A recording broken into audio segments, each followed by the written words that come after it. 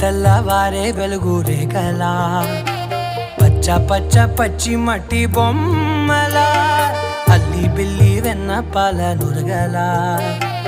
అచ్చ తెలుగు ఇంటి పూల కొమ్మలా